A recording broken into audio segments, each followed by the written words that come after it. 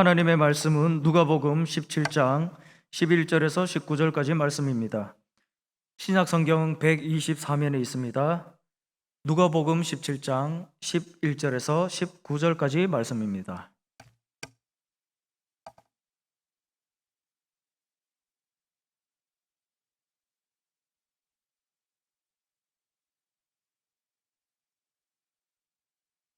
다 같이 합독하시겠습니다. 예수께서 예루살렘으로 가실 때에 사마리아와 갈릴리 사이로 지나가시다가 한 마을에 들어가시니 나병 환자 10명이 예수를 만나 멀리 서서 소리를 높여 이르되 예수 선생님이여 우리를 불쌍히 여기소서 하거늘 보시고 이르시되 가서 제사장들에게 너희 몸을 보이라 하셨더니 그들이 가다가 깨끗함을 받은지라. 그 중에 한 사람이 자기가 나은 것을 보고 큰 소리로 하나님께 영광을 돌리며 돌아와 예수의 발 아래에 엎드려 감사하니 그는 사마리아 사람이라. 예수께서 대답하여 이르시되 10사람이 다 깨끗함을 받지 아니하였느냐? 9은 어디 있느냐? 이 이방인 외에는 하나님께 영광을 돌리러 돌아온 자가 없느냐 하시고 그에게 이르시되 일어나 가라, 내 믿음이 너를 구원하였느니라 하시더라. 아멘. 오늘 누가복음 17장 11절로 19절 말씀을 중심으로 10%의 감사를 뛰어넘어 라는 제목으로 하나님 말씀 나누기 원합니다. 같이 한번 제목을 읽어볼까요? 시작! 10%의 감사를 뛰어넘어. 옛날에 어떤 마을이 있었는데요. 이 마을은 너무나 신기한 마을이었습니다. 가운데서 온천물이 막 솟아나오는데 너무나 뜨뜻한 물이 나오는 거예요. 근데 이게 웬일입니까? 그 옆에는요 찬물도 콸콸콸콸 솟아나오는 것입니다. 그래가지고 동네에 있는 모든 마을 사람들이 모여가지고 빨래를 하는데요, 빨래를 갖다가 뜨거운 물에 팔팔팔 삶습니다. 그리고 찬물에다가 샥 헹궈가지고 가는 것입니다. 지나가던 사람이 이렇게 얘기했습니다. 이 마을 사람들은 감사가 넘치겠군요. 왜냐하면 뜨거운 물도 나와 찬물도 나와 얼마나 좋습니까? 그랬더니 거기 있는 사람들이 아니랍니다. 왜 그러세요? 가서 한번 들어보세요. 빨래를 하는데 사람들이 뭐라고 그러냐면 아니 뜨거운 물도 나오고 찬물도 나오는데 왜 비누는 안 나와? 그러고 있더랍니다. 사실 이 우스운 이야기가 남의 얘기가 아니라 우리 이야기일 수 있습니다. 오늘 밤 우리 말씀 나누다가 다시 한번 감사가 회복되는 귀한 밤 되기를 주의 이름으로 축원드립니다. 자, 그렇다면 오늘 본문 말씀 속에서는 귀중한 교훈을 한 2가지 정도 줍니다. 첫 번째로 10명 중에 한 사람 감사했다라는 것이죠. 즉 10%만 하나님 앞에 감사했다라는 이야기가 나와 있습니다.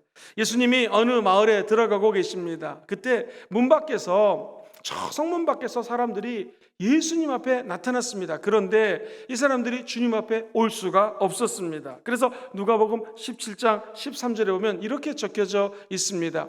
예수 선생님이요 우리를 좀 불쌍히 여겨주시옵소서. 자, 이들은 왜 주님 앞에 가까이 나와서 혈루병 여인처럼 예수님 옷자락을 만지지 못했을까요? 그 이유는 레위기 13장 45절 이하에 보면 그 당시에 이 한센병에 걸렸던 나병 환자들은 감히 사람들 앞에 나타날 수가 없습니다. 율법 규정에 의하면 하나님이 주신 형벌이라고 생각했기 때문에 사람들 앞에는커녕 일반인과 아예 접촉이 되지 않았습니다. 발병하면 일단 마을 밖으로 쫓겨나갔습니다.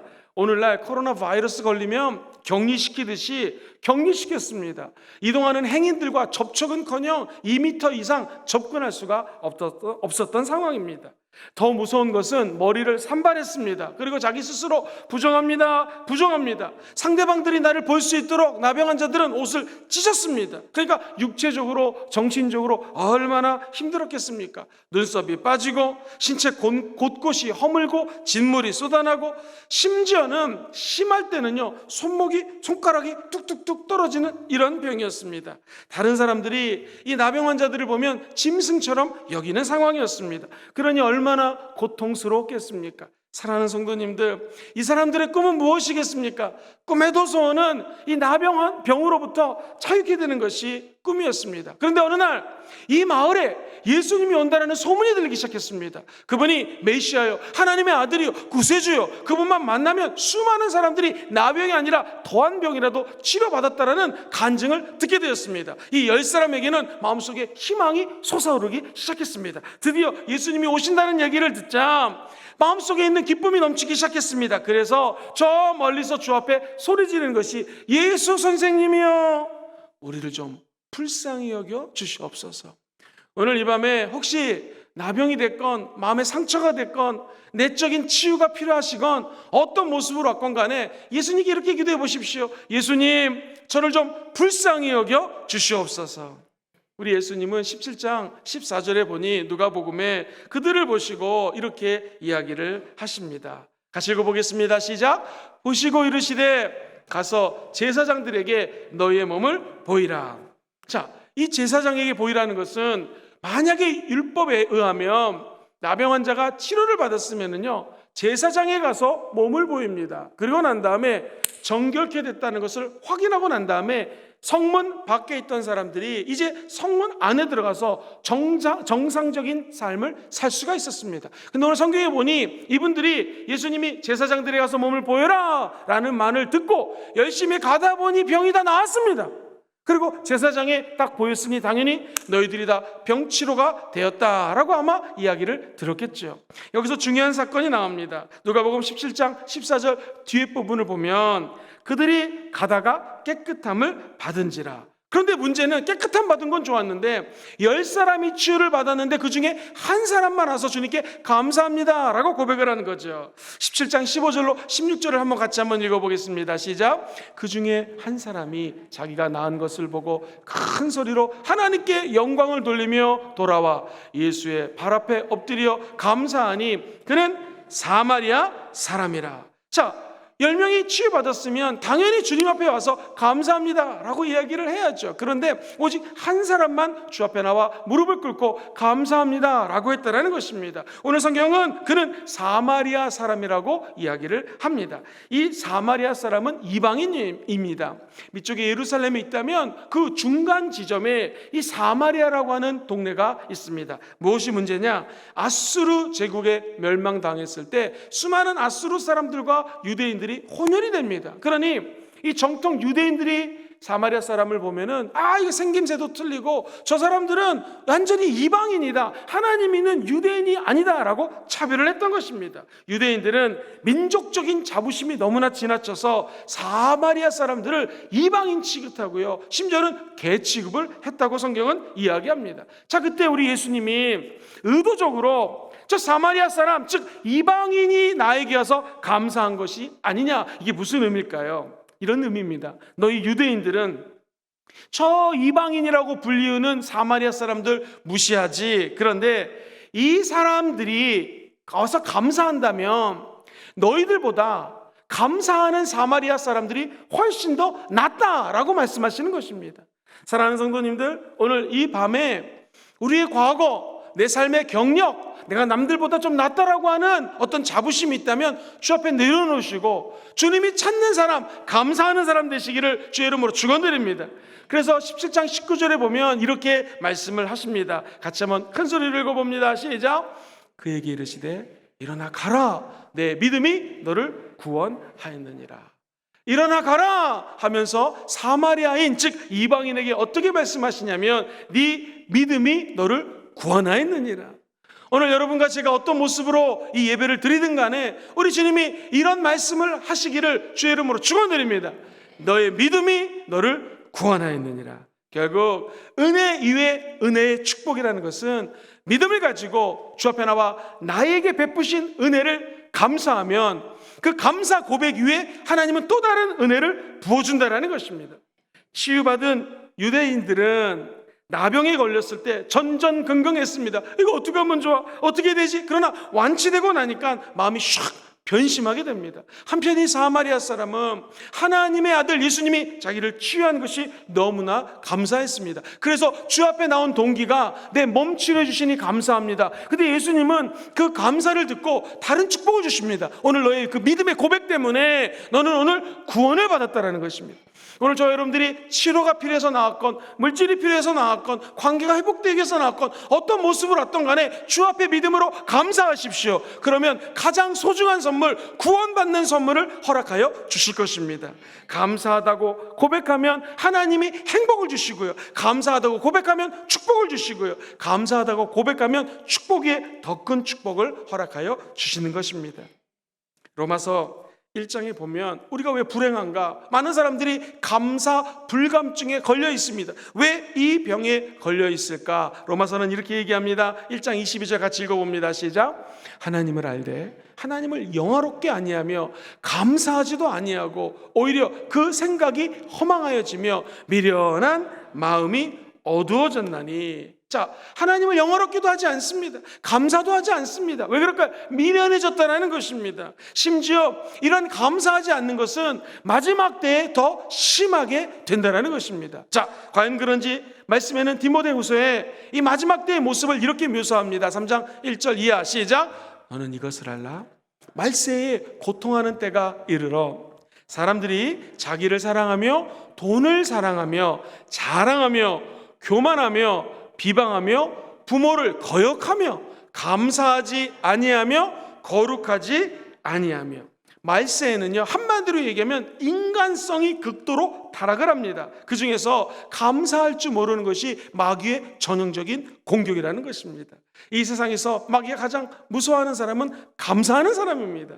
왜냐하면 감사하는 사람들에게는요, 하나님의 은혜가 임하게 되고요, 하나님 주시는 구원이 임하게 됩니다. 하나님은 구원받는 사람들이 많아지기를 원하고요, 마귀는 어떻게 해서든지 구원 못 받게 하는 것이 마귀의 전략입니다. 오늘 저와 여러분들이 어떤 모습으로 왔건 주 앞에 감사가 회복되기를 주의 이름으로 축원드립니다. 인간의 죄성이라는 것이 있는데 이게 얼마나 무서운지 우리를 감사 불감증에 빠지게 한다는 것입니다. 잘 되면 내 탓, 그리고 잘못되면 누구 탓? 조상 탓, 이런 말이 있죠. 근데 심지어 믿는 사람들도 이렇게 이야기하는 사람들이 있습니다. 잘 되면 그거 내가 한 거야, 내가 똑똑하고 잘나서. 그런데 안 되면 하나님이 안 되게 하신 거야 라고 얘기하는 경우가 있습니다. 아닙니다. 모든 것들은 하나님이 은혜를 주셨기에 지금까지 저와 여러분들이 하나님의 은혜로 살아온 줄 믿습니다. 질문하겠습니다. 오늘 이 밤에 나오신 성도님들은 성경에 나오는 이 10사람 중에서 90% 안에 들은 사람입니까? 아니면 10% 이 사마리아 같은 사람입니까? 저 여러분들이 10% 안에 드는 사람 되기를 주의 이름으로 축원드립니다. 생각해보면 주님은 수없이 많은 은혜를 주셨습니다. 빈손으로 이 땅에 왔는데 이만큼 살게 된 거 우리 주님의 은혜인 줄 믿습니다. 받은 은혜 생각하면 너무나 은혜가 많다라는 것이죠. 저 여러분들은 예수 믿고 구원받았습니다. 이런 부족한 자들에게 성령님이 우리 안에 들어와서 함께 사시고 내주에 계십니다. 이거 얼마나 큽니까? 그러니까 한번 따라해 보실까요? 그러니까 감사. 받은 복을 세어보아라. 하나님 주신 복을 세어보면 그러니까 감사할 수밖에 없다라는 것이죠. 많은 사람들이 불행하게 삽니다. 왜 그럴까요? 갖지 못해서, 조건이 없어서? 아닙니다. 감사하지 않기 때문에 그렇습니다. 사랑하는 성도님들, 이 감사는요, 한마디로 음식을 드실 때에 쉽게 얘기해서 입맛이랑 똑같습니다. 아, 오늘 입맛이 없어, 밥이 내키지가 않죠. 그런데요, 입맛만 있으면은요, 세상에 제가 청년들 사역할 때 일인데요, 이 이민교회는 청년들이 목사님 배고파요 그러면 집에 와가지고요 라면을 끓여 먹습니다. 왜냐하면 식당에서 사 먹는 것이 너무나 비싸기 때문에 청년들이 많이 옵니다. 그럼 라면을 끓여가지고 계란을 넣고 함께 먹으면요, 죄송합니다, 반찬이 없어요. 그런데 이 청년들이요, 한 사람당 라면을 2.5개 먹습니다. 할렐루야. 저도 라면 먹다 엄청 살이 쪘습니다. 근데요, 라면이 2개를 먹든 3개 먹든 너무 맛있는 거예요. 반찬이 없어요. 그래도 라면이 맛있습니다. 입맛 때문에 그런 것이죠. 근데 어쩔 때는요, 몸이 아프면 진수성찬을 차려놔도 맛이 없습니다. 하나도 반찬에 손이 가지 않습니다. 왜 그럴까요? 입맛이 없기 때문에 그렇습니다. 이 감사가 식사하실 때 입맛하고 똑같습니다. 2가지 다 있으면 더 좋겠죠. 그런데 우선순위로 따지면 입맛이 아니겠습니까? 우리 신앙도 마찬가지입니다. 감사도 있고 행복도 있고 응답도 있고 축복도 다 있으면 좋겠죠. 그러나 신앙생활의 우선순위는 하나님께 감사하는 것입니다. 그러면 더욱더 큰 감사가 우리에게 찾아오게 될 줄 믿습니다. 돈이 많다고 감사한 거 아니더라고요. 저는 청년들과 함께 또 중고등부 학생들을 데리고 세계 선교를 많이 가봤습니다. 하나님의 은혜였죠. 바누아투라고 하는 섬이 있습니다. 이 섬은 얼마나 가난한지요. 이 가난한 나라 중에서도 제일 가난한 나라입니다. 산토섬에 가면은요, 중고등학생들, 청년들이 거기 가서 일주일 단기 선교하고 오면 다 변합니다. 왜냐하면 마을에 선교하러 가려면요, 산 넘고 가야 됩니다. 모기에게 물리고 땅이 얼마나 질척거리는지 푹푹푹 발이 빠집니다. 위험한 데를 지나가야 됩니다. 하루 종일 걸어야 됩니다. 전기 없습니다. 수돗물 없습니다. 흘러가는 물 마셔야 됩니다. 먹을 게 없기 때문에 햇반 같은 밥을 싸가지고 가고 전자레인지 없습니다. 그러니 끓는 물 넣어가지고, 그것도 끓는 물 넣지 말이 끓는 물이죠. 석회수가 가득한 물을 끓여가지고 넣고 한참 있다가 그 밥을 먹습니다. 그러면 청년들이, 중고등학생들이 자기가 살고 있던 그 지역이 얼마나 행복한 것을 깨닫고요, 공부 안 하던 애가 공부하기 시작합니다. 그리고 삶의 목표가 생깁니다. 이 사람이 감사하면 변하게 된다는 것이죠. 더 감사한 것은 산골에 들어가면 사람들이 옷을 입지 않습니다. 진짜 완전히 벌거벗고 삽니다. 그런데 이 사람들이 제가 몇 개월 전에 가져갔던 햇반, 그 플라스틱 그릇 있지 않습니까? 그걸 갖고 와가지고 이 얼굴이 시커먼 분이 이빨은 하얗잖아요. 씩 웃으면서 우리에게 보여줍니다. 이게 뭐냐면 지난 6개월 동안 이거를 그릇으로 사용했다라는 것입니다. 달고 달았는데 이분들은요, 너무너무 행복하게 플라스틱 그릇 하얀 거 가지고 생활했다라는 것입니다. 너무나 감동을 받습니다. 한국에서는, 호주 시드니 같은 데서는 그거 그냥 버려버립니다. 재활용용품에 버려버립니다. 그런데 그분들에게는 6개월, 1년 동안 정성스럽게 사용한 그릇이 된다는 것입니다. 심한 질병, 의사 선생님이 함께 가서 진료를 합니다. 그러면 너무나 심각한 질병입니다. 그런데 이게 웬일입니까? 우리나라 사람들이 잘 아는 타이레놀 같은 소염 진통제만 줘도 병이 치유됩니다. 너무너무나 행복하기 때문에 병도 낫는 거예요. 놀라운 것은 이 바누아투라고 섬, 산토섬에 있는 사람들은요, 전 세계에서 행복 지수가 1등, 2등입니다. 우리나라 OECD 국가가 되었고요, 잘 살게 되었습니다. 그러나 행복 지수 높은 것 같지가 않습니다. 왜 그럴까요? 그 이유는 감사 때문입니다. 여기 계신 모든 분들이 천국 가는 날까지 감사가 넘쳐나시게 되기를 주의 이름으로 축원드립니다. 고린도전서 4장 7절에 보면 이런 말씀이 나옵니다. 같이 한번 읽어볼까요? 시작. 누가 너를 남달리 구별하였느냐? 너에게 있는 것 중에 받지 아니한 것이 무엇이냐? 저 여러분들은 구별된 사람들입니다. 은혜 받은 사람들입니다. 생각하면 생각할수록 우리가 받지 않은 것이 무엇이 있습니까? 먹을 것이 있고, 교회가 있고, 함께 기도할 사람들이 있고, 가족이 있고, 기도하면 응답받게 해주시는 하나님이 있는 것, 끝까지 감사하시게 되기를 주의 이름으로 축원드립니다. 이처럼 감사하면 기적이 일어납니다. 디모데전서 6장 7절로 8절을 같이 한번 읽어보겠습니다. 시작. 우리가 세상에 아무것도 가지고 온 것이 없음에 또한 아무것도 가지고 가지 않으니 우리가 먹을 것과 입을 것이 있은즉 족한 줄로 알 것이니라. 할렐루야. 집에 가시면 먹을 게 있으신 분들은 한번 아멘 해볼까요? 마실 물이 있으시면 아멘 해볼까요? 그리고 입을 옷이 있으면 아멘 해볼까요? 성경은 얘기합니다. 그러면 족한 줄로 알지니. 감사라는 것입니다. 환경이 아무리 어려워도 감사하면 우리 삶 속에 행복이 다가오게 됩니다. 자, 그렇다면 저 여러분들에게 10% 안에 드는 감사하는 사람이 되길 원한다면 이제 오늘 밤에는요, 큰 두 번째로 10%의 감사를 뛰어넘는 성도들 되기를 주의 이름으로 축원드립니다. 어찌 보면 초보적인 감사가 그러니까 감사입니다. 하나님 은혜 주셨으니까 감사, 먹을 거 주셨으니까 감사, 입을 거 주셨으니까 감사. 그런데 진정한 감사는 그럼에도 감사입니다. 한번 따라해볼까요? 그럼에도 감사. 신앙이 좋을수록 그럼에도 불구하고 감사가 된다는 것입니다. 이것이 바로 10%의 감사를 뛰어넘는 신앙인이 되는 것입니다. 저 여러분들 옛날에 IQ 높은 것보다 중요한 게 감사 지수, 감사의 높은 지수가 점점 올라가게 되기를 주의 이름으로 축원드립니다. 한번 같이 해볼까요? 그럼에도 감사. 고난과 역경이 다가와도 그럼에도 감사하십시오. 아무리 기도해도 응답이 없습니다. 그럼에도 감사합시다.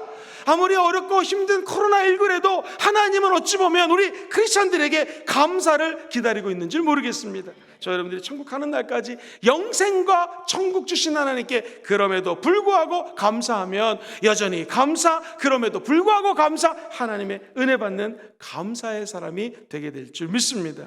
미국 캘리포니아 데이비스 대학교라는 곳에 교수들이 연구를 했어요. 세 그룹으로 사람들을 나눴습니다. A그룹, 기분 나쁜 말하고 기분 나쁜 행동을 집중했습니다. 말 그대로 불평하는 그룹을 만들어 봤습니다. 두 번째 그룹은 일부러 감사하는 말만 하라고 시켰습니다.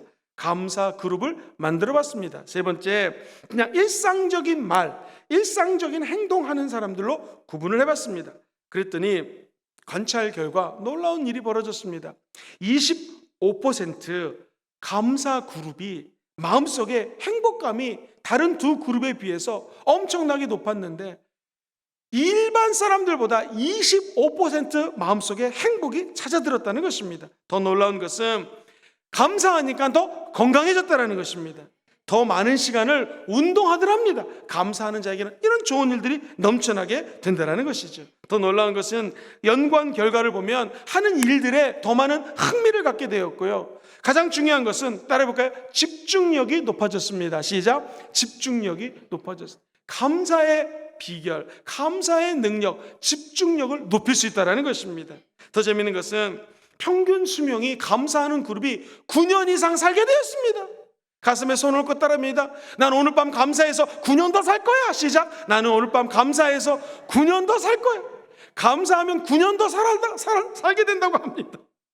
사랑하는 성도님들, 추적 결과한 결과 이 학생들을 조사해봤더니 감사한 그룹은 16년 뒤 평균 수입이 25,000달러가 더 많이 받았다는 것입니다. 무엇을 의미합니까? 감사하면 영혼도 잘 되고 범사도 잘 되고 강건한 축복을 받게 될 줄 믿습니다.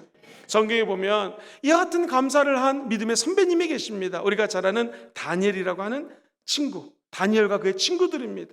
이 사드락, 메삭, 아벳느고는 하나님을 믿는 사람이었어요. 포로 기간 중에 하나님이 은혜 주셔서 리더가 됩니다. 그리고 당시 중앙정부에 이 다니엘이 근무하고 있었기 때문에 지방의 리더, 행정지역의 리더로 이 세 친구가 근무를 하고 있었습니다. 그러니 왕이 지방에 조서를 내립니다. 너희들은 왕 느부갓네살 왕의 금신상을 차려놓고 여기에 절하라. 이 믿는 사람이기 때문에 그렇게 할 수가 없습니다 라고 얘기를 했습니다. 자, 이 다니엘과 세 친구의 믿음의 고백을 성경은 이렇게 얘기합니다. 3장 17절로 18절 다니엘 말씀 한번 같이 읽어보죠. 시작. 왕이여, 우리가 섬기는 하나님이 계신다면 우리를 맹렬히 타는 풀물불 가운데서 능히 건져내시겠고 왕의 손에서도 건져내시리이다. 그렇게 하지 아니하실지라도 왕이여, 우리가 왕의 신들을 섬기지도 아니하고 왕이 세우신 금 신장에게 절하지도 아니할 줄을.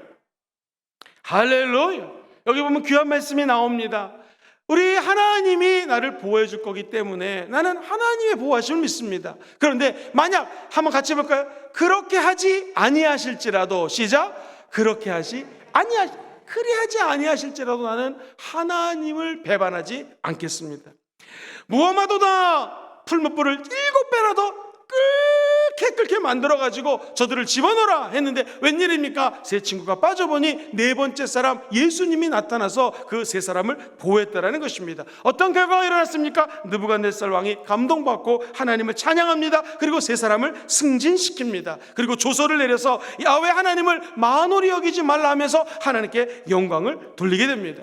여러분, 인간적으로 볼 때는 도저히 희망이 없는 상황 속에서 감사하시게 되기를 주의 이름으로 축원합니다. 그러면 역전됩니다. 그러면 하나님의 은혜로 하나님의 영광이 드러나게 되어 있습니다. 오늘 축복의 역사가 나타나는 비결, 감사합니다. 중병에 걸렸지만 하나님께 감사하면 기적이 일어납니다. 설사 임종을 맞이한다 할지라도 저 여러분들은 끝까지 감사하면 하나님 주시는 평안의 감사 열매가 맺어지게 될 것입니다. 아이, 목사님, 코로나19 기간 동안에 무슨 감사입니까? 그럴수록 감사하셔야 됩니다. 하나님, 너무나 일이 안 됩니다. 힘듭니다. 그것까지도 감사하십시오. 그러면 우리 삶에 놀라운 기적이 임하게 될 줄 믿습니다. 어떤 목사님이 할머니하고 손자가 대화하는 얘기를 들었대요. 꼬마 아이가, 초등학교 아이가 이렇게 얘기합니다. 할머니, 코로나가 뭔데 사람을 이렇게 힘들게 해? 이런 일은 난생 처음이야.